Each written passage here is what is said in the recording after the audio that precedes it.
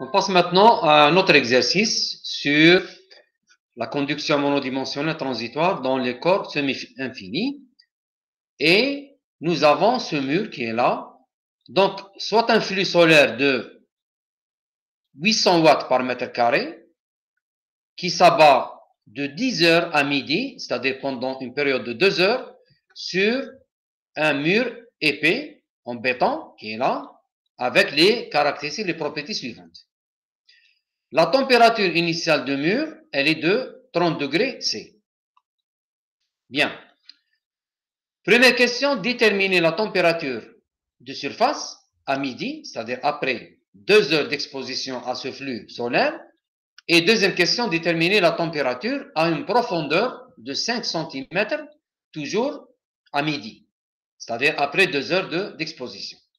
Bien, les hypothèses. Nous avons une conduction monodimensionnelle suivant X qui est normale à notre surface d'étude, c'est-à-dire elle est dans ce sens. La conduction, elle est dans ce sens, suivant X.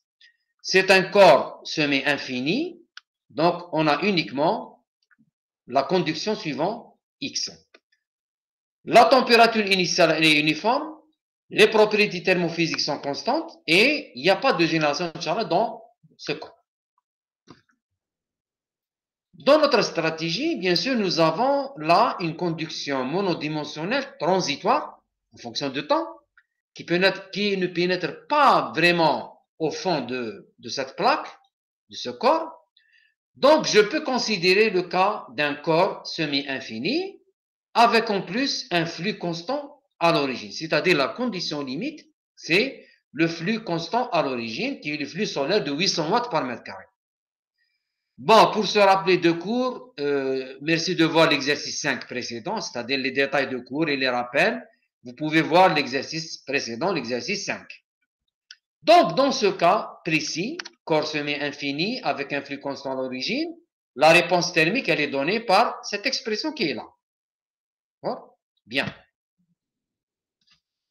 On passe maintenant à l'analyse. Nous avons un corps semi-infini avec la condition d'un flux constant à la surface. Nous avons T égale 30 degrés C. Nous avons le flux égal à 800 watts par mètre carré. Donc, la réponse thermique en toute position X et à tout instant T, elle est donnée par cette expression qu'on a déjà vu ici, avec QS c'est le flux, conductivité, la température initiale, alpha c'est la diffusivité thermique, T c'est le temps, et exponentielle de cette valeur entre parenthèses, moins X fois l'erreur fonction complémentaire de cette valeur entre parenthèses. Pour répondre à la question, premièrement, sur la surface, c'est-à-dire pour X égale à 0, donc le premier terme qui est là est égal à 1, et le deuxième terme qui est là, puisqu'il y a un 0 ici, donc ça va donner un 0. Donc c'est le deuxième terme, il va s'annuler, et ce premier terme qui est là, exponence de 0, c'est 1 fois cette valeur. Donc, on aura cette expression qui est là.